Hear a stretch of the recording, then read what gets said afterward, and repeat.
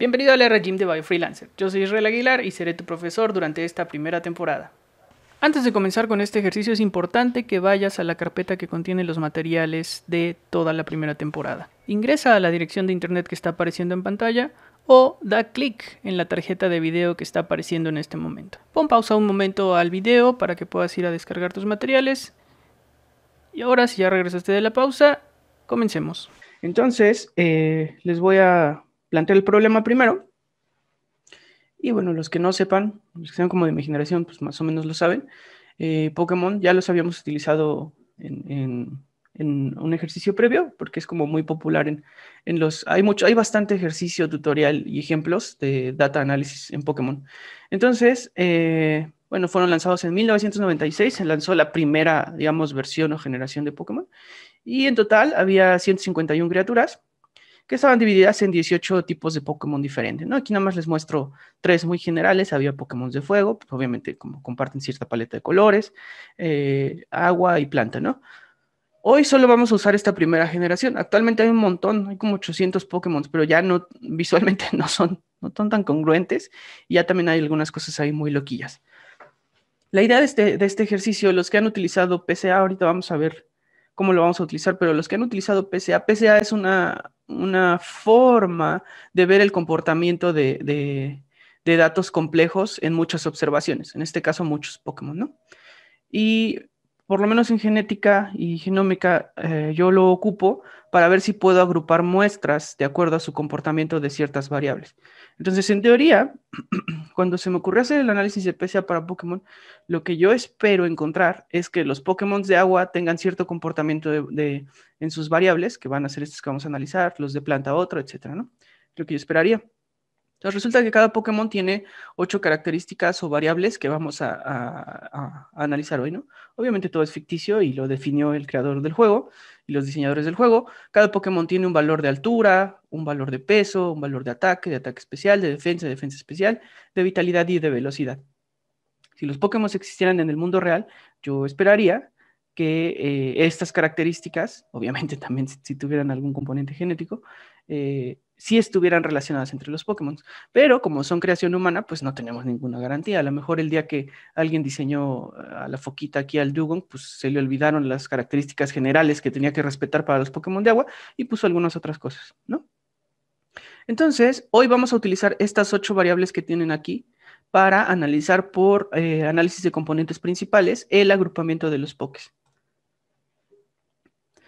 Los que ya lo usaron seguro tienen un poco de noción. Yo no soy experto en PCA, en Principal Component Analysis, aunque lo uso mucho y más o menos lo entiendo, pero la matemática detrás va muy a fondo. Y en realidad mucha gente lo usa como caja negra. Nosotros en el lab tratamos ya de no hacerlo, tratamos siempre de entender qué está pasando, pero aún hay cosas que son caja negra, ¿no? Pues yo lo corro, a mí me dicen cómo correrlo, yo veo lo que sale y vámonos, ¿no? Entonces, a grandes rasgos, esta es la forma en la que yo entiendo el PCA. Los Principal Component Analysis son un método de reducción de dimensiones. Por ejemplo, recuerden que la idea ahorita es si podemos agrupar a los Pokémon de acuerdo a su tipo, ¿no? Entonces, ¿será que es suficiente comparar en un eje y en un eje Y el ataque y en el eje X la defensa, esas dos características de los Pokémon, y con eso será suficiente para separar a los Pokémon por tipo? Yo desde ahorita les digo que no, eso no funciona. Entonces, ¿cómo podemos hacer ese análisis y utilizar las características de los Pokémon para ver si se separan por tipo, pero con todas las características al mismo tiempo? Es decir, que yo no tenga que escoger si quiero en el eje X ataque o en el eje Y defensa, sino ya, toma en cuenta todas y agrúpamelos. Entonces, teníamos, si recuerdan, 8 características. ¿Cómo haces un gráfico de 8 dimensiones? O de 8 dimensiones que estás evaluando en 2 dimensiones. Eso no es posible. Entonces, el PCA es un método que puede resolver esto representando en cada eje el efecto de más de una característica. Lo que hace es ver la distribución de los valores en tu tabla de características y ahí hace algo de matemática que yo desconozco a detalle, pero lo que puede hacer es decir, ok, el ataque y la defensa contribuyen ambos en cierta cantidad a la variación que se ve dentro del dataset. Entonces, recuerden que el GIM es más de data visualization que de estadística. Hasta ahí yo les dejo mi explicación. Ahorita vamos a verlo funcionando, pero hay un video muy, muy bueno de StatQuest, no me acuerdo, y aquí les dejo la liga. Les invito a que lo visiten, es muy breve, son como 5 minutos, donde explica lo que es el PCA utilizando un ejemplo de expresión de genes. Y es bueno, nada más que lo tengo que ver cada mes para entenderlo, pero es bueno el resumen, ¿vale? El punto es, cuando ustedes hagan un PCA, sea como sea que lo hagan, para el paper, para el reporte, para lo que sea, les tienen ustedes que entregar dos visualizaciones básicas. Uno, que se conoce como script plot, que en realidad es un gráfico de líneas y barras, que va a explicar la reducción de dimensiones a la que llegaste, cada dimensión, qué tanto aporta a la variación en las observaciones. Y por último, el clásico PCA plot, que en realidad es un diagrama de dispersión. La semana pasada hicimos diagramas de dispersión que no son más que puntos. Los PCA son eso también. Entonces, las preguntas de hoy, la primera ¿es posible agrupar diferentes tipos de Pokémon utilizando PCAs? Y cómo se ven los gráficos de dispersión de un PCA, pero divididos por tipo. No todos los Pokémon al mismo tiempo, sino un gráfico para cada uno de los 18 tipos. Los datos que vamos a utilizar hoy, ustedes ya tienen ahí el archivo en el Drive, que se llama Pokémon by Type gen1.csv. Es un archivo columnar, está separado por comas, como podemos intuir a partir del nombre. Y en cada fila hay información de un Pokémon. Por ejemplo, aquí la primera fila, bueno, la primera fila es el encabezado, ¿no?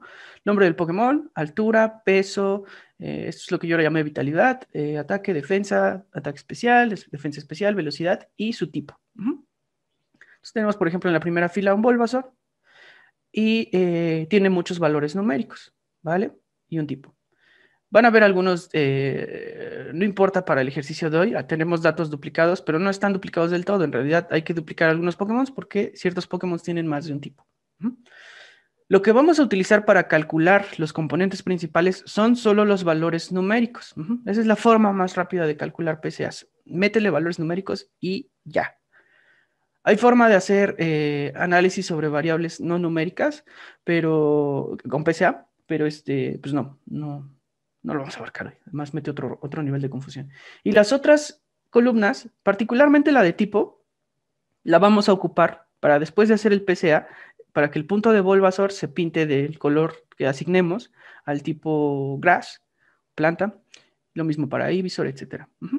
Quizá la única columna que hoy nos sobra es la de nombre, pero bueno, se queda ahí para que no sea como, pues el primer registro, quién sabe qué era, ¿vale? La primera respuesta que vamos a obtener, recuerden, todas las respuestas las pueden obtener si corren línea por línea el script, que hoy se llama pcaplot.r. La primera respuesta es, vamos a utilizar una función de R base que se llama prcomp. prcomp calcula PCs, Principal Components. Lo que hace es tomar todo este bloque de números, hace magia matemática y ya nada más te regresa menos columnas. En este caso tenemos 1, 2, 3, 4, 5, 6, 7, 8 columnas de datos, o sea, 8 dimensiones.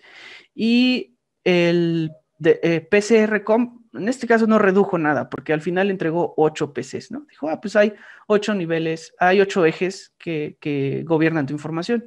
Y aunque no redujo la información, digamos, a 4 PCs, etcétera, es porque el dataset era muy pequeño, sí nos va a entregar dos componentes, ahorita vemos más adelante qué diablos es esto, dos componentes que por sí solos explican bastante de la varianza que hay en el dataset. Entonces, el resultado de PCR-comp van a ser n componentes principales que están aquí, PC1 a PC8, y un dato, cada PC, ¿qué porcentaje de la varianza del dataset explica originalmente? Entonces, aquí el PC1 en un script plot, nuevamente, siempre que ustedes presenten un PCA, tienen que presentar el script plot acompañándolo. Y el script plot en Y lo que muestra es este componente, qué porcentaje o proporción de la varianza explica. En teoría, todos los componentes juntos deben de explicar el 100%. Y el script plot entonces es un gráfico donde para cada PC pones un punto y ese punto indica ese PC solito qué porcentaje de la varianza explica. Yo les sugiero, lo que vamos a aprender hoy es, además le vamos a poner una etiqueta a este cuadro con el número tal cual, ahí ya que se vea. Y por la naturaleza del análisis de PCA, el primer PC siempre es el que explica la mayoría de la varianza y de ahí va bajando. No voy a entrar en detalle, pero una de las formas, cuando tú entregas un análisis de PCA para un paper, tienes que escoger con cuántos PCs, con cuántos componentes te quedas para el reporte, la observación o lo que sea.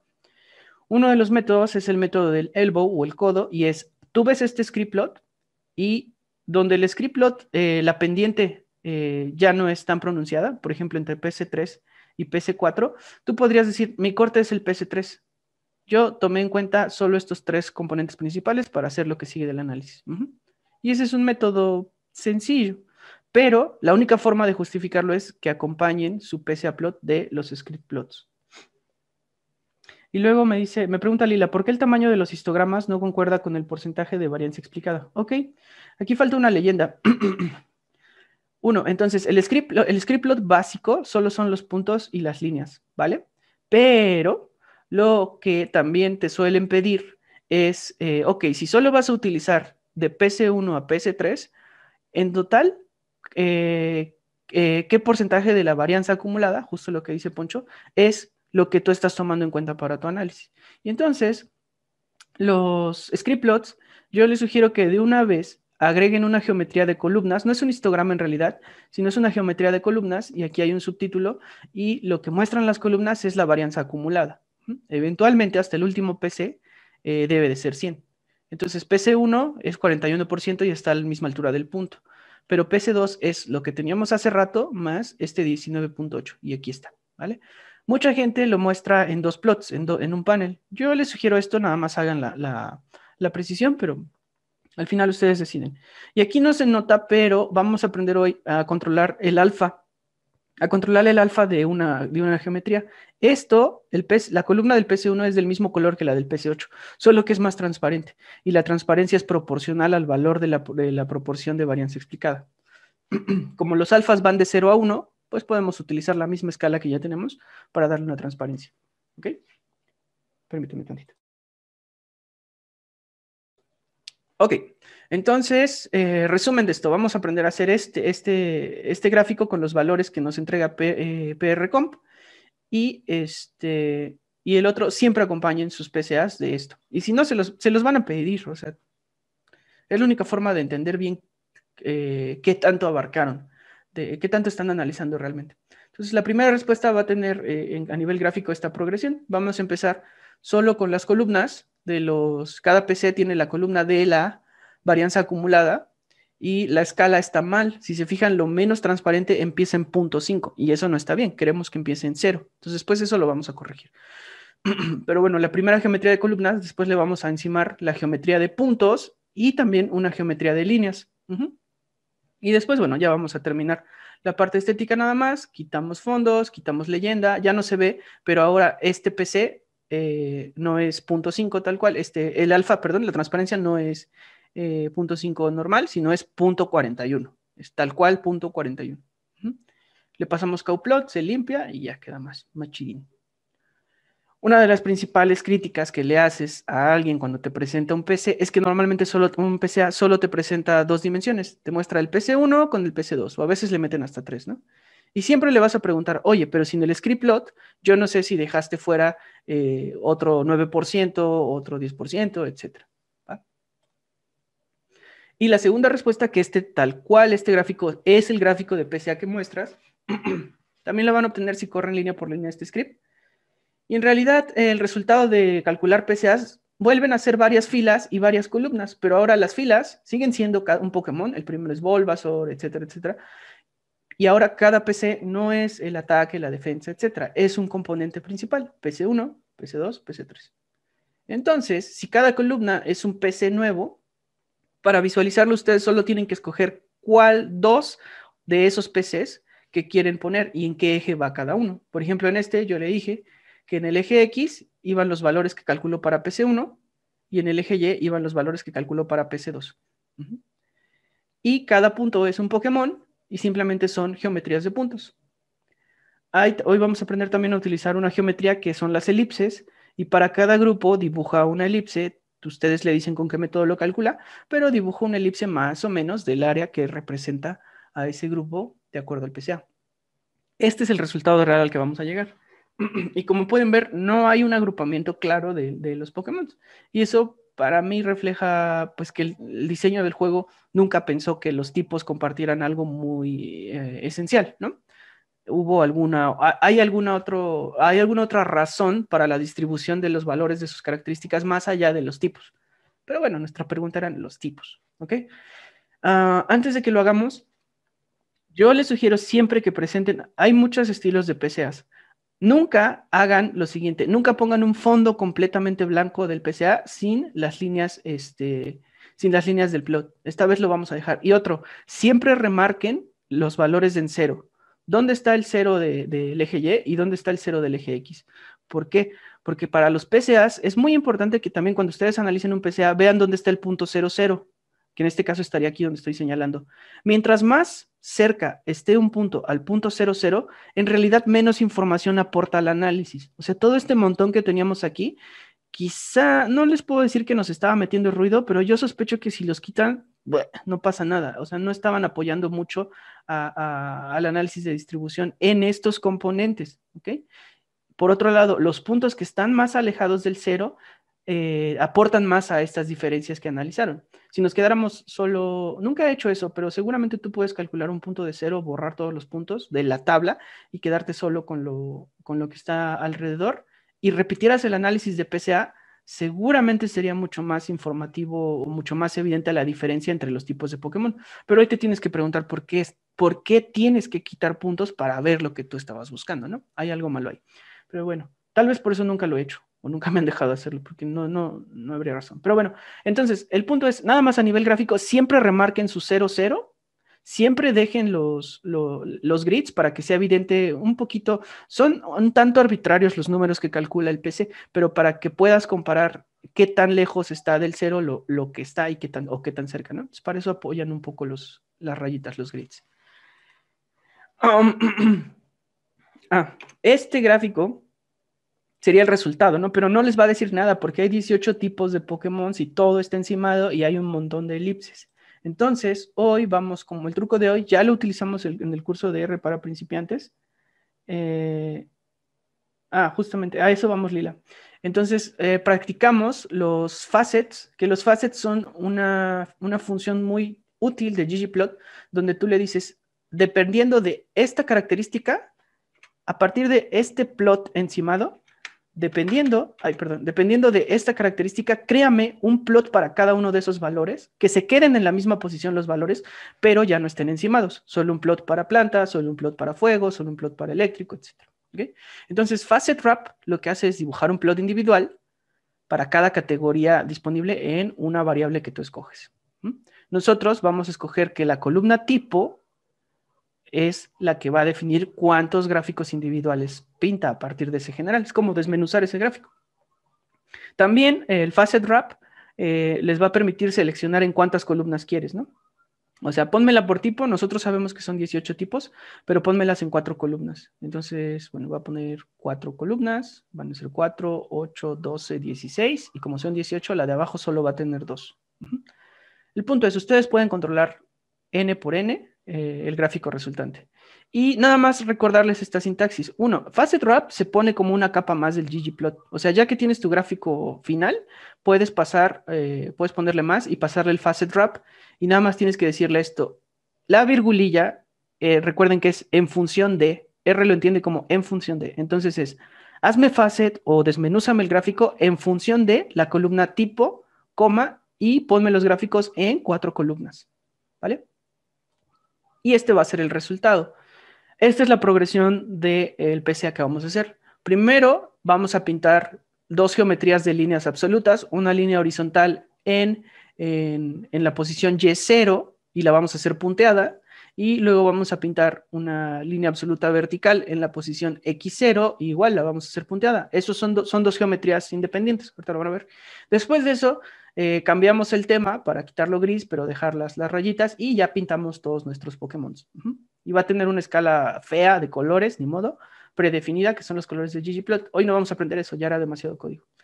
Después vamos a meterle una geometría de elipse, y la geometría de elipse, bueno, le vamos a decir que calcule la elipse con una fórmula euclidiana que tiene ahí, y no vamos a ver nada. Entonces, como no vamos a ver nada, vamos a aplicar una capa de un Facet Wrap para decirle que de acuerdo al tipo, me genere un nuevo gráfico, solo para los bichos, los Pokémon oscuros, dragón, etcétera, etcétera.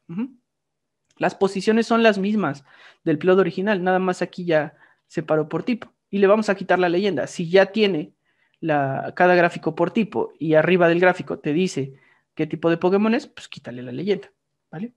Esto hubiera quedado bien en el paper que me estaban preguntando hace rato, pero yo no lo sabía hacer en ese momento, ¿vale? Entonces lo solucioné de otras maneras. Pero antes te recuerdo que si quieres aprender más R, puedes visitar biofreelancer.com para aprender R desde cero. Continuamos con la clase. Vale, entonces a grandes rasgos es eso, ¿no? Ok, entonces descarguen por favor su carpeta de datos. Recuerden que tienen ahí la presentación por si quieren ir a su ritmo. Y yo voy a abrir mi PC a plot.r, pero ustedes abran por favor un script nuevo en blanco. Y abran un script nuevo en blanco, porfa. Y ahí vamos a ir trabajando. Les recuerdo la dinámica es, yo les voy explicando el código, ustedes lo van redactando y lo van ejecutando. Hoy vamos a utilizar, les voy a pedir que carguen estas 5 librerías, dplyr, tidyr, scales, ggplot2 y cowplot, ¿vale? Me avisan en el chat, porfa, cuando tengan cargadas estas 5 librerías. Entonces, ya tienen sus librerías, vamos a crear nuestro primer data frame, que va a ser el poke.df, y le vamos a asignar el resultado de la función. Esta vez ya no vamos a utilizar readTable, vamos a utilizar read.csv, porque sabemos que el archivo viene separado por comas. Entonces, read.csv es lo mismo que readTable, pero asume varios valores por defecto que no tenemos que especificar. Uno de ellos es, no tienes que decirle que el separador es una coma, ya viene predeterminado. Entonces, solo lo único que le vamos a decir es que el argumento file es igual a, y el archivo que queremos cargar es Pokémon by type, Gen1, etc. ¿Vale? Les recuerdo que si todo está correcto y están en el directorio de trabajo correcto, debe de funcionar. Como lo saben, pueden escribir file, luego solo dobles comillas, y dentro de las dobles comillas presionar la tecla tab o tabulador y les va a mostrar lo que R ve dentro del directorio de trabajo. Pum, ya lo cargamos. Bueno, más bien lo preparamos para cargar y otra vez, confíen en mí por ahora, la opción string as factors igual a falso y cargamos nuestro poke.df. Entonces redacten porfa el código que tienen en pantalla del poke.df, ejecútenlo y vean que en el ambiente apareció su data frame. Y me avisan en el chat cuando lo tengan y explórenlo. O sea, visualícenlo los que vayan terminando, porfa. Cuando ustedes estén seguros que es un archivo separado por comas, que tiene un encabezado y no trae nada raro, con confianza pueden utilizar read.csv o sysv y pues en menos línea, en menos código, funciona sin problemas. ¿Ok? Entonces ya tienen cargado su dataset. Yo lo voy a abrir. Y nada, es lo que les mostré hace rato. Un Pokémon por fila, 8 valores numéricos que nos interesan y el tipo al que pertenece ese Pokémon, ¿no? Ya hay 288. No son los 151 que les prometí porque hay algunos que tienen doble tipo y aparecen 12 veces y hay otras cosas que aparecieron después que son como versiones raras de los mismos Pokémon. Entonces son un poco más, pero bueno, no importa. El chiste era que fueran solo de la generación 1. Ok, y entonces para hacer PCA, si tú le metes a la función de PCA todo el dataset como está aquí, se va a quejar. ¿Por qué? Porque tienes palabras. Tú no puedes hacer un análisis de componentes principales en palabras, ¿vale? Lo que ves distribuciones de valores, en este caso de números, y eso se lo facilita mucho. Entonces, solo le vamos a dar las columnas de números, que es desde height hasta speed. Vamos a preparar entonces un data frame que tenga solo esas columnas. Van a crear, por favor, un data frame que se llame PCA calls o PCA calls.df y le van a asignar el resultado de un pipeline que empieza en el dataset de poke.df original. Se lo pasamos con Magrittr al verbo select y seleccionamos las columnas por nombre desde la columna height-m, 2 puntos, hasta la columna speed. ¿Okay? Redáctenlo, ejecútenlo y validen que... yo no cargué mis librerías, perdón. Redáctenlo, ejecútenlo y validen que en el ambiente les aparezca su nuevo objeto que se llame PCA calls. PCA calls que tiene ahora solo 8 columnas debería tener. Va, entonces ya tienen solo las columnas numéricas en PCA calls.df y es esto. Y a esto ya le puede hacer de manera muy sencilla R a un análisis de PCA. Ok, entonces ya tienen las columnas que van a meter al PCA. Noten que solo son altura, peso, etcétera, ¿no? Son las 8. Lo que vamos a hacer es crear un objeto. Esto no es un data frame, es un objeto más complejo que no hemos visto. No tiene sentido entrar en el detalle de qué es. Solo sepan que se va a llamar poke.pca y va a guardar los resultados de la función que calcula los componentes principales. Esa función le vamos a asignar el resultado de la función prcomp y prcomp lo que quiere es, nosotros le vamos a dar tres argumentos. El primero es el argumento X, no hubo imaginación ahí para llamarlo, pero el argumento X lo que te pide es, bueno, dime dónde están todas las columnas y todos los números a los que yo les voy a hacer análisis de componente principal. Bueno, pues los PCA calls que extraímos hace rato. Coma, el argumento center, no voy a entrar en detalle, pero si ustedes no le ponen center y scale, los PCs que calcula no están como muy acotados a valores pequeños y entonces les van a salir valores en 600, 700 cuando podrían centrarlo y escalarlo y que les salgan valores de 3, 2, etcétera. El punto es, el resultado es el mismo, las distancias son las mismas, pero en el gráfico ya no se ve todo como demasiado extendido los ejes y entonces nada más ves un punto negro al centro porque todo se encimó ahí y algunos valores muy extremos en las orillas, ¿vale? Otra vez, no, pues sí es excusa de mi parte, no es un curso de estadística, entonces lean bien sobre, si bien yo les enseño las funciones y lo que hacen, ustedes lean los argumentos y sobre todo vayan y aprendan sobre PCAs para saber cuándo sí deben centrar sus datos y escalarlos y cuándo no, ¿ok? No es que siempre funcione así. A nivel código, pues nada más le ponen true o falso y ya, ¿vale? Entonces, bueno, ejecuten el código que yo estoy señalando en la línea 16, redáctenlo, ejecútenlo y validen que en el ambiente les apareció el objeto poke.pca. No es un data frame, entonces por más que le den ahí clic, no lo van a poder ver. Y me avisan en el chat, porfa, con la palabra ya cuando lo hayan logrado.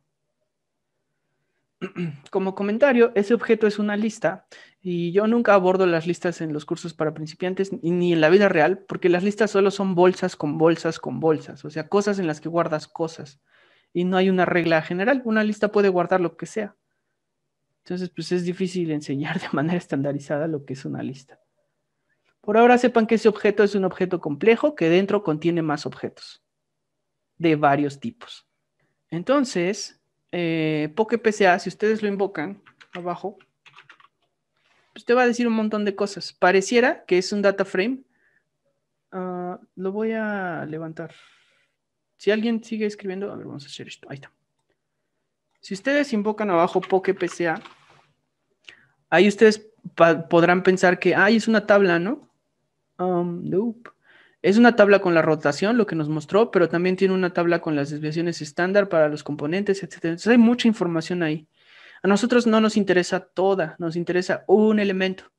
Lo que vamos a hacer es de PokePCA, ustedes pueden sacar valores para construir el script plot. Entonces le vamos a llamar ese objeto nuevo script.df y va a ser el resultado de asignar la función as.dataframe, porque vamos a convertir a dataframe lo que tengo aquí adentro. Lo voy a ejecutar abajo de manera individual antes de explicarles lo que hace. Si ustedes le piden summary a PokePCA, les va a entregar todavía más cosas que viven dentro del objeto. Por eso les digo que es complejo. O sea, es el objeto dentro del objeto. Y entre ellas te explica para cada componente que calculó, para el 1, el 2, el 3, el 4, el 5, el 6, el 7 y el 8, cuál fue la desviación estándar, cuál es la proporción de la varianza que explica y cuál es la varianza acumulada, ¿no? Eso sí nos interesa y lo necesitamos en una tabla porque de ahí se construye el script plot. Pero esto no es un data frame. ¿Cómo rayos lo usamos? Bueno, pues con esto convertimos a data frame el resultado de pedirle ese summary al objeto PokePCA y extraer el elemento pesos importance. Importance es, créanme ahorita, importance es un objeto dentro del summary, dentro de PCA que contiene esta información. Y esto es lo que queremos, ¿vale?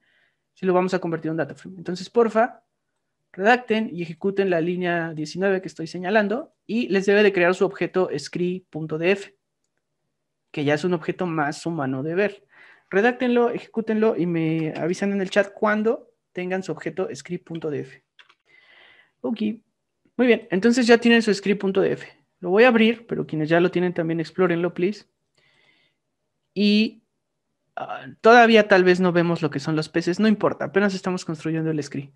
Tenemos para cada PC, solo nos importa un valor. Ahorita solo nos va a importar un valor, la proporción de la varianza. Quisiéramos tener, para un script plot necesitamos, recuerden, un X y un Y. Entonces en X vamos a poner los PCs, pero si los PCs son nombres de columnas, no podemos dárselo a ggplot como un valor en X. Y en Y necesitamos la proporción de la varianza. Pero si las proporciones están en una fila, no son en una columna. Entonces, nuevamente, ¿a qué tipo de problema suena esto? Pues a un pivoteo. Hay que convertir todos los nombres de columnas en una sola columna y hay que convertir toda esta fila de proporción de la varianza explicada en una sola columna, ¿vale? Entonces hay que hacer un pivoteo de ancho a largo. Todo lo demás no importa para hoy. Eventualmente, si ustedes les piden esos valores, bueno, ahí están. Entonces, lo que vamos a hacer es pasar de un formato ancho del script.df a un objeto nuevo que se va a llamar long-script.df. Y ya desde el nombre se imaginarán que vamos a pivotear. Pero antes, para que no se pierda en el pivoteo lo que estamos extrayendo, que es la proporción de la varianza, recuerden, esto que está aquí no es una columna del data frame, es el nombre de las filas. En el pivoteo no la pude recuperar, entonces lo que vamos a hacer antes de pivotear es crear una nueva columna con el nombre de los valores o la variable y le vamos a pasar estos valores, ¿vale? Para eso utilizamos el verbo mutate. Entonces, script.df, se lo pasamos al verbo mutate y creamos una nueva columna que se llama medida, que es igual a los nombres de las filas de nuestro script.df. Y luego con Magritter se lo pasamos ahora hacia el pivoteo y le decimos que queremos que pivotee desde la columna 1 hasta el número de columnas que había en el script.df. ¿Cuáles son? 1, 2, 3, 4, 5, 6, 7, 8. ¿Por qué tienen que dejarlo así, 1 a ncol? Porque cuando ustedes calculan PCs, no siempre son 8 PCs, a veces son 4, a veces son 12, a veces son 100 PCs. Pero ustedes siempre van a querer pivotear todo el objeto. Nos dice Poncho que cuál era el shortcut para el Magritter. Si no me equivoco es Control Shift, Control M, Control Shift, no, Control Alt. Ay, no me acuerdo, y ayer lo estaba usando. No me acuerdo, Poncho. Ah, no, es que lo estaba haciendo en la Mac. Es el control con Shift M. Shift M. Ah, mira. A mí no me funciona hoy. Bueno, ok. Pero parece que sí es Control Shift M. Y entonces, con el Magritter le decimos que queremos pivotear desde la columna 1 hasta donde terminaba originalmente el script plot, el script.df. ¿Cómo se va a llamar la columna donde va a guardar los nombres originales de columnas? Pues es PC. ¿Y cómo se va a llamar la columna donde va a guardar los valores que había en la fila? Pues le vamos a poner valores. Lo voy a pivotear y antes de que lo hagan les quiero mostrar. Esto es un truco en otro de los ejercicios que hemos hecho. Les invito a que vuelvan a revisar el video si no se acuerdan qué está pasando con el pivoteo. Pero bueno, al final tenemos eso. Sabemos que para la desviación estándar, aquí está el nombre de la columna medida. Para el PC1 tuvo una desviación estándar de 1.8. Pero particularmente nos importa la proporción de la varianza del PC1 es 0.41, la del PC2 es 0.19, etc. Y así tenemos la proporción de la varianza de los 8. Ese es el resultado de lo que vamos a hacer. Ahora sí, por favor, creen su objeto longscript con el código que tengo en pantalla, redactenlo, ejecútenlo y validen que se creó su objeto longscript.df. Me avisan en el chat, porfa, cuando lo tengan. Ya tienen entonces su longscript, pero recuerden que el script plot solo lleva el porcentaje de varianza. Es lo único que nos interesa. No nos interesa la desviación estándar y vamos a recalcular la varianza acumulada, ¿vale? Entonces lo que necesitamos es crear un nuevo objeto que se va a llamar varianza.df y le vamos a asignar el resultado de un pipeline que empieza ahí, termina acá. Y a partir del objeto longscript.df solo nos vamos a quedar con las filas donde habla de la proporción de la varianza. Entonces le pasamos con Magritter al verbo filter la columna medida, que es esta columna, por eso le pusimos nombre y la separamos para después poder filtrar. A la columna medida debe tener un valor igual a proportion of variance. Con eso va a filtrar. Pero además, eso solo filtraría lo siguiente. Solo filtraría esto. ¿Vale? Y solo son los valores de la proporción de la varianza, pero nos falta una columna que sea la varianza acumulada. Vamos a utilizar el verbo mutate para crear una nueva columna y luego vamos a utilizar una función que se llama cumSum. Y cumSum lo que hace es tomar este valor y aquí le pone, ¿hay algún otro valor antes? No, entonces la acumulada es 41. Segunda fila, tiene 19, la acumulada es este 19 más en realidad más lo de arriba, tanto. Tercera fila, este es 10 más lo que le precede. ¿Okay? Eso hace la función cumSum.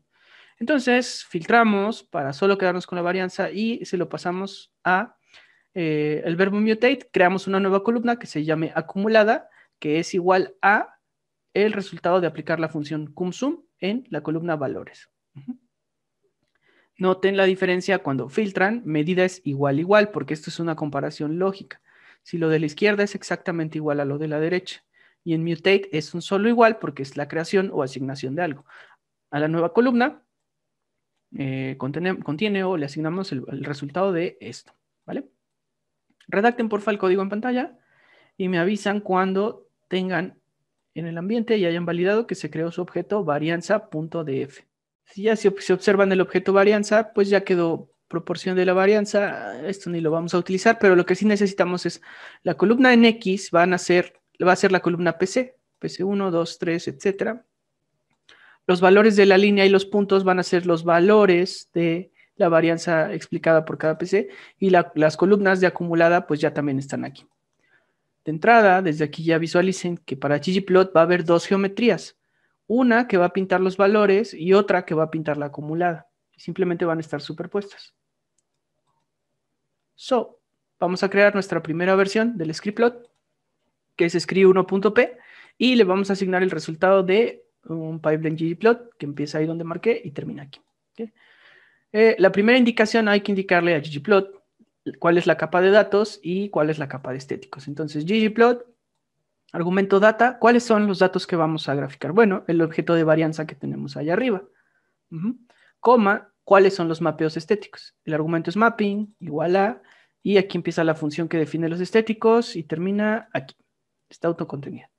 Entonces, A es, en el eje X queremos la columna PC y en el eje Y queremos la columna valores. ¿Va? Se cierra el paréntesis de A es aquí y aquí se cierra el paréntesis de la función ggplot base. Más, ponemos un conector ggplot para la primera capa que vamos a dibujar. Vamos a dibujar una geometría de columnas. Entonces, geom-col, pero recuerden que las columnas van a mostrar la acumulada, no van a mostrar los valores originales. Entonces, hay que redefinirle sus estéticos a esta capa. Por lo tanto, dentro de la geometría, volvemos a indicar el argumento mapping, que es igual a, y definimos los estéticos con la función AS.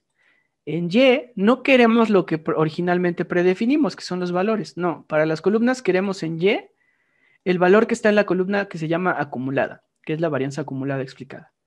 Coma, y el alfa, el argumento alfa es la transparencia de mis columnas. Queremos que el alfa sea dependiente del valor en la columna acumulada. Es decir, este que tiene el menor valor de varianza acumulada va a ser el más transparente y este que tiene el valor máximo de varianza acumulada va a ser la columna más opaca o más rellenita. ¿Okay? Entonces vamos a crearlo. Yo voy a ejecutar mi scri1. Visualizamos un scri1. Perdón, ahí estamos. Y aquí está. Justamente lo que pedimos, ahí está. Por favor, redacten el código para su scri1. Ejecútenlo y validen que se creó su gráfico de columnas ahí medio chafilla. Me avisan en el chat, porfa, cuando lo hayan logrado. Esta creo que es la primera vez, creo que sí, que utilizamos los estéticos alfa, pero los estéticos alfa siempre están puestos, solo que siempre están puestos en valor 1. O sea, siempre dibuja la geometría en opacidad máxima. Y en este caso, como le dijimos que el alfa depende de una columna que tenía un valor numérico, pues lo que hace es definir una escala numérica. Si fuese un valor categórico, les da un valor predeterminado a cada una de las categorías. Lo que sigue es, ya tenemos las acumuladas, pero ahora nos falta pintar la línea para la varianza individual de cada PC. Entonces, es muy sencillo. El scri2 es el resultado de asignar lo que sea que guardamos en el scri1 más una nueva capa. Y esta vez la capa es una geometría de línea. Ojo, la geometría de línea, digamos, los puntos que definen la línea, nos los da el valor en X y el valor en Y. Pero ustedes tienen que indicar un estético que dice qué une a los puntos. A veces los unimos por una categoría, por un tipo de célula, etc. Pero cuando no tienen nada de eso, esta vez solo es puntos y únemelos, no me preguntes. De todos modos, tienen que definir un estético que es el estético group de agrupamiento y denle un valor de 1. El group igual a 1 solo es úneme todos los puntos. Entonces lo corremos el 2 y ahora, si no le ponen group va a fallar. Y ahora van a tener su gráfico el mismo de hace rato, pero ya con la capa de la línea superpuesta, ¿vale? Entonces redacten porfa el código para sus scri2, ejecútenlo y me ponen en el chat, me avisan cuando tengan su scri con línea. Y en teoría ya tienen un script plot básico ahí, o sea, ustedes pueden entregar eso acompañado de un PCA y pues, cumple, ¿no? Pero bueno, vamos a tratar de que sea más informativo. Lo más obvio es, pues no tengo que estar adivinando en dónde están los puntos, ni cuánta varianza explica cada uno, vamos a hacerlo explícito. Entonces, lo primero que vamos a hacer es ponerle un punto a cada valor en Y. Y para eso vamos a crear nuestro scri3, que es la asignación de lo que sea que guardamos en el scri2, más una nueva capa, que esta vez es una capa de puntos. Point. Le damos el argumento shape porque queremos que sea el shape 21. No vamos a ver otra vez de nuevo la tabla de shapes, pero esto es un círculo relleno de algún color. Y el relleno esta vez va a ser blanco, fill white, y el tamaño del punto es 3. Lo ejecuto para ver, y ahora tenemos un script como el que tengo aquí, y ya tiene los puntitos exactamente donde están los valores de la varianza que explica SPC. Redacten porfa su código para su scri3, ejecútenlo y me avisan en el chat cuando hayan logrado el plot que tengo aquí abajo a la derecha. Nos falta agregar la etiqueta con los números exactos de cuánta varianza explica SPC para no estar adivinando ahí a ojo. ¿Okay? Entonces vamos a crear un scri4.p que es el resultado de el scri3 más una nueva capa, y esta capa es de etiquetas label. Se refiere a texto, pero texto rodeado de un cuadrito que puede tener color, borde, grosor, etc. Nosotros solo vamos a utilizar en label, le vamos a pasar un nuevo estético, que es este. Aquí empieza la definición del estético y aquí termina. Y le vamos a decir que la etiqueta, o sea, lo que va a poner dentro del cuadro es lo que sea que haya en la columna valores. Pero les recuerdo que esto venía del scri-long. No, perdón, no venía del scri-long, venía de varianza.df. Varianza.df tiene los valores como fracción. Y en realidad, bueno, normalmente hablas del porcentaje de la varianza que se explica. Entonces, para que la etiqueta sea directamente informativa, hay que convertir estos valores a porcentaje. Para eso, utilizamos la función %, que viene de la librería Scales, por eso cargamos Scales arriba. Resumiendo, entonces, otra vez. Para el scri4, vamos a utilizar una geometría de etiquetas, donde lo que va dentro de la etiqueta es el valor de la varianza explicada convertido a porcentaje. Aquí termina la definición de la ES y luego coma, y la geometría label tiene un argumento que se llama nudge-y. Nudge es como empujar, ¿no? Entonces, queremos que la etiqueta no esté exactamente sobre el punto. Queremos que le empuje en Y 0.05 unidades. Si fuese menos 0.05 unidades es hacia abajo, y si es positivo es hacia arriba en el Y. ¿Qué unidades? Pues las que sea que haya en tu escala. Por ejemplo, antes de que pase, aquí aparecería una etiqueta, pero si le digo que lo empuje en Y1, ¡pum!, se va a ir hasta arriba. En vez de ser en 0.4, va a poner la etiqueta en 1.4. O sea, al decirle que 0.05 se mueve un poquito aquí arriba. Mi punto es, tengan cuidado con el notch, nunca son, yo pensaba que eran unidades arbitrarias, pero no, eso no tenía sentido. Siempre son unidades relativas a lo que de verdad hay en tu eje. Entonces, cuando sean números muy grandes, si ustedes utilizan un notch de 0.05, pues no van a ver que se mueva.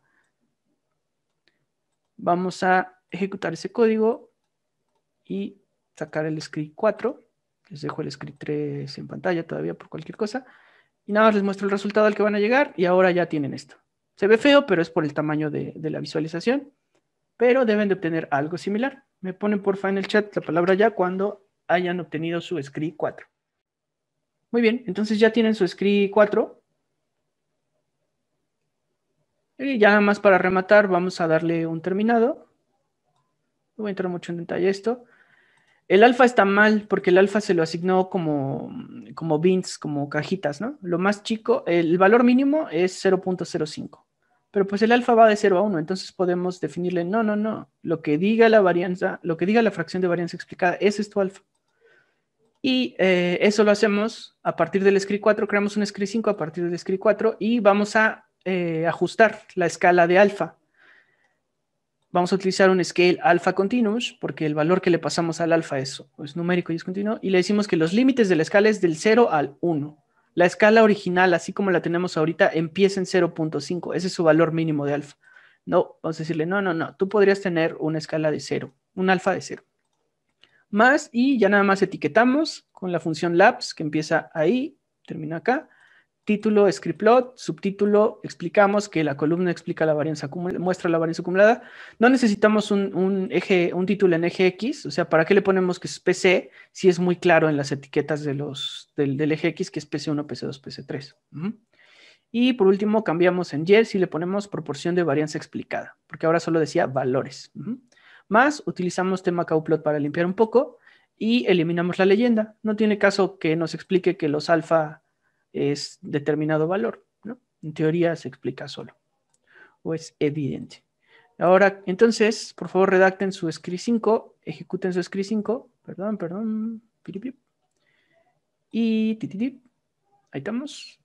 No nos va a alcanzar el script 4. De modo, nos quedamos en script 5, redacten su script 5 y obtienen un plot muy similar a este, que es nuestro último plot de script. Me avisan en el chat, porfa, con la palabra ya, cuando lo hayan logrado. Muy bien, ok, entonces bueno, mira, no hemos hecho nada de PCA, ¿de qué se trata esto? Pero insisto, los PCA siempre tienen que ir acompañados del script plot, si no es difícil discutir qué está pasando. Entonces ahora sí, vamos a crear los PCAs. Y lo que vamos a hacer es, nuevamente de ese objeto súper extraño de PokePCA, por eso no me gustan las listas, pero bueno, si ustedes quieren los valores recalculados de los PCs, eso vive en un objeto que se llama X, que vive dentro del poke.pca que calculamos arriba con prcomp. Y no es un data frame, hay que convertirlo. En fin, vamos a crear ahora sí un objeto que se llama data.pca y le vamos a asignar el resultado de extraer el objeto X de poke.pca. Con Magritte se lo pasamos a la función dataframe.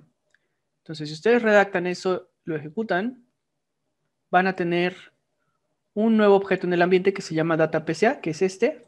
Son 288 observaciones de 8 variables. ¿Vale?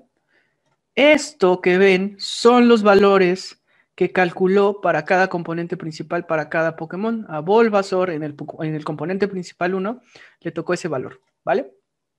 Esos valores pueden ser positivos o negativos dependiendo de, o sea, cuando vuelvan a correr esto, puede que les salga en vez de menos 1.7, esta vez les salga 1.7. Pero si se invierte el signo en una de las observaciones es porque se invirtió en todas. Entonces, por favor, extraigan su objeto data.pca y me ponen en el chat, porfa, con la palabra ya, cuando tengan su data.pca. Ok, entonces, ese data.pca ya tiene columnas para escoger qué PC quieres en X y qué PC quieres en Y, pero ya no tiene ninguna información de qué Pokémon es cuál, o sea, o qué tipo es en realidad. Entonces, lo que hay que hacer es regresarle las columnas nombre del Pokémon, pero más importante hay que regresarle la columna tipo del Pokémon.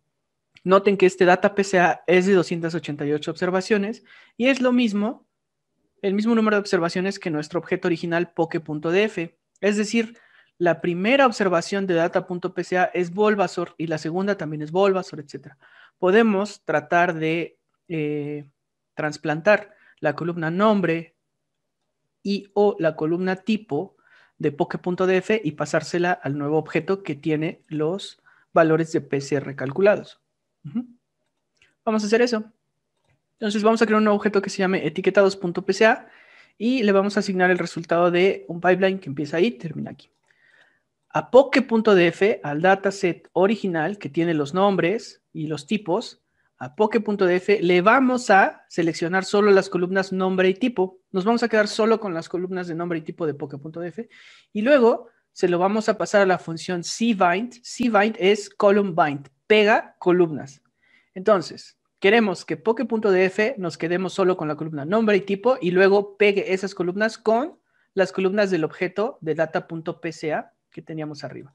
O sea, a este objeto pégale el nombre y la columna del Pokémon a partir del dataset original del cual empecé a hacer mis cálculos de PCA. ¿Va? Redacten el código para generar su etiquetados data frame y me avisan porfa en el chat cuando lo tengan listo. No se desesperen, ya casi terminamos. Ok, ahora entonces ya tenemos el etiquetados.df, ya tiene todo para pintar un PCA bonito. Entonces ya sabemos qué Pokémon es el punto, a qué tipo pertenece el punto y los valores de PC. Si nos fijamos en el script plot, nuestro último script, algo que ustedes tienen que decidir cuando pintan un PCA es qué componentes voy a graficar. Como el análisis por sí mismo, el primer componente siempre es el que más explica, pues normalmente la gente te muestra, yo muestro PC1 y PC2 y ya, ¿no? Pero tú no tienes garantía. En este caso, sí, la diferencia entre PC1 y PC2 es mucha, del 41% al 19%. Pero hay veces que PC1 te explica el 29% y PC2 te explica el 27% y PC3 te explica el 25%. Y ahí es cuando te empiezan a cuestionar un poco tu decisión de por qué me muestras solo PC1 y PC2 si PC3 también contribuye de manera muy similar. Por eso tienen que utilizar o acompañar siempre en suplementarios o en el reporte el script plot para decir, por eso solo te muestro estos dos. Ok, entonces nosotros ahorita vamos a escoger PC1 y PC2 para practicar nuestro gráfico de PCA. Entonces, es muy sencillo, creamos PCA1, que es el resultado de un pipeline que empieza ahí y termina aquí. Ojo, aquí volvemos a utilizar algo que ya hemos utilizado en otras sesiones, que es a partir del dataset original, etiquetados.pca, todo este dataset, le paso un Magrittr y se lo paso, no a un verbo dplyr, se lo paso directamente a ggplot. Ahí se abre la función principal de ggplot para definir datos y estéticos y termina aquí. Y el primer argumento que le decimos a ggplot es data. ¿Cuáles son los datos que te voy a pasar? Esto lo hice para hacer explícito algo que hemos estado usando sin darnos cuenta. Los datos son punto. ¿Qué significa punto? Punto significa lo que sea que me haya pasado el dplyr. Entonces, en este caso, punto significa el dataset de etiquetados PCA. Previamente se los estaba yo enseñando así, ggplot, mapping y ya. Porque cuando tú pones ggplot, mapping y ya, explícitamente por detrás, ggplot está llenando el código con esto, ¿vale? Pero esta vez lo vamos a poner explícito. Data igual a punto, coma. Voy a poner un espacio para que no crean que la coma no tiene nada que ver. Ahí termina el argumento. Nuestros mapeos, ¿qué queremos en X? El PC1, ¿qué queremos en Y? El PC2 y cómo queremos colorear cada punto, dependiendo del tipo de Pokémon, la columna tipo. Se lo pasamos a, recuerden, lo primero que siempre tienen que hacer es dibujar las líneas en 0 y 0. Entonces, existen geometrías absolutas, que es -hline o línea horizontal. El argumento que te pide es y-intercept. ¿En qué valor de y quieres la línea? Pues lo queremos en el 0. Y el argumento LTI se refiere a line type, tipo de línea, y recibe valores como palabras, y en este caso dash. Queremos las líneas punteadas, dasheadas, ¿ok? Y si existe la geometría de H-line o línea horizontal, obviamente existe la geometría de línea vertical o B-line.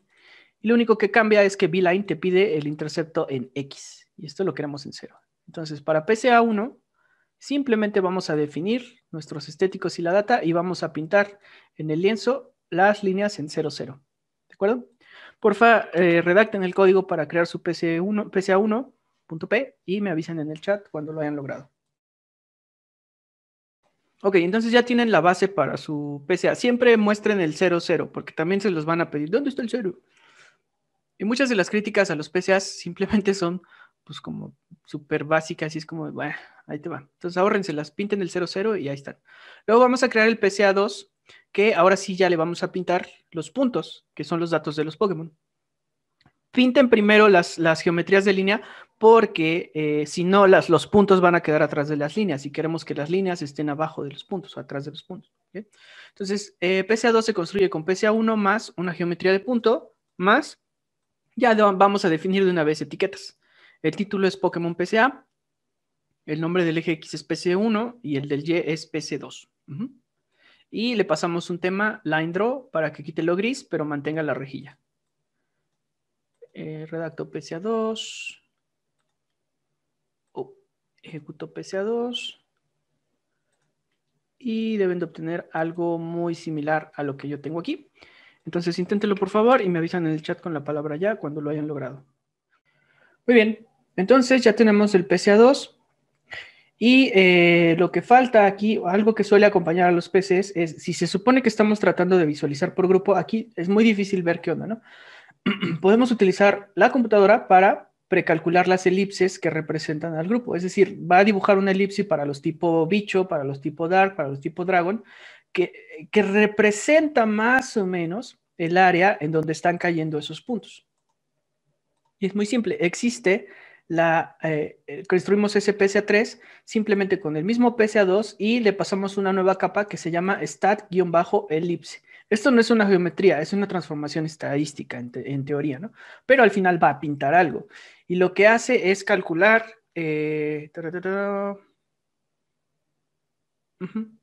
calcula una elipse que representa a los grupos dependiendo de cierta... de un tipo de transformación. Entonces, no voy a entrar en detalle, ya es tarde. Por default hace un análisis euclidiano para representar a la zona, ¿no? Pero tiene otras dos. Lean el manual si tienen duda de qué otras formas puede calcular la elipse. Please. Y nada más les voy a mostrar lo que sale. Y ahora entonces, los colores no nos ayudan tampoco, pero tampoco era la metodología de hoy. Pero esta es el del dragón, porque los dragones son los más dispersos. Esta es la elipse que abarca los puntos de los Pokémon tipo dragón. La idea aquí es ver que pues todo está encimado. O sea, realmente lo que intentamos diferenciar por tipo no funciona muy bien, que digamos. ¿Vale? Todas las elipses están muy superpuestas. Yo no veo ninguna elipse que no toque a las otras. Pero bueno, entonces claramente mi hipótesis de que se podía diferenciar a los Pokémon de acuerdo a sus características por tipo no fue correcta. No parece serlo, ¿no? No es el mejor análisis pero bueno, el intento se hizo. Entonces, porfa, redacten el código para crear su PCA3.p, ejecútenlo y vean que les salga ya su gráfico con elipses y me ponen en el chat, porfa, con la palabra ya cuando lo hayan logrado. Entonces, ahí ya calcularon su elipse. Lo que vamos a hacer ahorita es solamente montar el script plot y ese PCA que estamos mostrando lo vamos a montar en un solo panel. Ni siquiera lo voy a guardar. Solo lo que les quiero decir es lo mínimo que yo entregaría en un análisis de PCA es un panel así, ¿vale? PC1, PC2, aquí queda claro que con PC1 explico el 41.47% de la variación y con PC2 el 19.8%. Entonces, en total, este gráfico que están viendo sirve para entender el 60%, 60.5% de la variación en los datos. Ya ahí depende de ustedes cómo defender que esto es suficiente. O sea, yo siempre les digo, ¿y qué pasa con el resto del 40%? Pero bueno, no voy a entrar mucho en detalles hoy en eso. Pero esto es lo mínimo que yo les pediría como revisores. Ajá, muéstrame tu PC, pero para que yo vea que no estás eligiendo un PC que nada más gráficamente apoye un poco tu idea, muéstrame también los script plots, ¿vale? Ese no lo hagan, está de más, no hay nada nuevo que aprender ahí.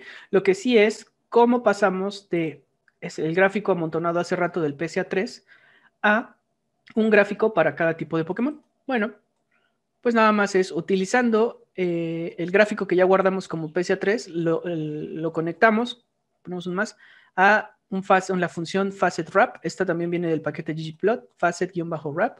Le decimos que cada gráfico lo va a separar o desmenuzar en función de el tipo. Les voy a poner la virgulilla por si no lo tienen en la tecla, digo en su teclado, ahí está en el chat, en función de la columna tipo, coma, y queremos que se acomoden los gráficos en 4 columnas.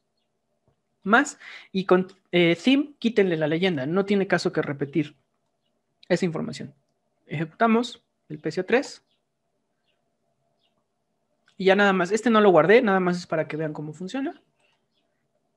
Y van a obtener algo muy similar a esto. Se ve feo por las dimensiones. Cuando ustedes lo guarden con ggsafe, dependiendo de las dimensiones que le den, se va a ver mejor.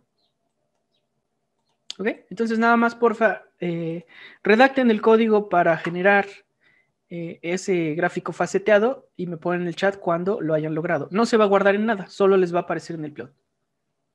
Esta es la última parte del ejercicio de hoy, entonces nada más avísenme ahí cómo vamos. Pues ya, el truco de hoy era muy sencillo, el facet es muy sencillo. Dependiendo de qué, te voy a crear un gráfico diferente, pues del tipo de Pokémon. ¿Ok?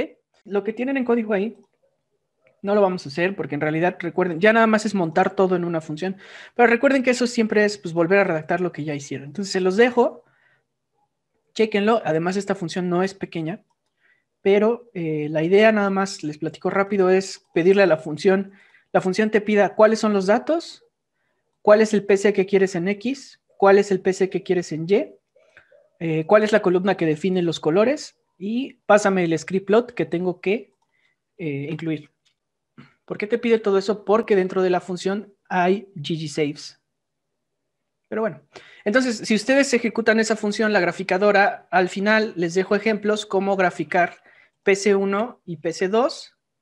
Voy a poner aquí mi directorio de trabajo, entonces ejecuto y aquí van a aparecer el script con el que les digo, esto es lo mínimo que yo les pediría, pero además les va a aparecer la rejilla de PC1 contra PC2. Noten que ya se ve muy diferente porque dentro de la función tiene algunos retoques y las dimensiones con las que lo guardé con el ggsafe dentro de la función hacen que se vea más bonito que la previsualización que ustedes lograron. ¿Okay? Y como ya tenemos función, pues podemos volver a pedirla, pero esta vez quiero el PC1 contra el PC3. Entonces pueden ejecutarlo. Y aquí abajo, automáticamente los nombres, ya sale el script para PC1 ahora contra PC3. Es ligeramente diferente. No, sí es diferente. La palabra no es ligero, es diferente. Tiene que serlo. Si no fuese diferente el PC3, querría decir que está encontrando lo mismo que el componente 2, y entonces simplemente el componente 2 explicaría más la varianza. Pero bueno, y entonces aquí está, se vuelve a generar la rejilla, pero ahora para 1 y 3, y así. Si ustedes quisieran intentarlo 2 y 3, 2 y 4, etcétera, solo tienen que cambiar el argumento en X y el argumento en Y. Y todo lo demás es igual. Este es 2 y 3. ¿Ok? Entonces, bueno, yo esperaba que la respuesta fuese más evidente, pero pues la verdad es que no lo sabía. La conclusión de esto es, no, los Pokémon no se pueden agrupar. Más bien, los tipos de Pokémon no definen un patrón en las características numéricas de sus valores que medimos, ¿vale? Esa es la conclusión de lo de hoy. Entonces, les agradezco mucho su tiempo. Nos vemos la próxima semana. Cuídense. Gracias por haber terminado este ejercicio conmigo. Si te gustó la forma de enseñar y de aprender, te invito a que revises los demás ejercicios de esta temporada. Recomiéndanos con tus amigos, profesores o demás estudiantes que sepas que quieren también aprender R, o dale clic al botón de compartir, like o lo que sea que haya en la red social donde estás viendo esto, porque al difundirlo nos ayudas a seguir creando este tipo de contenido. Gracias y nos vemos en clase. Bye.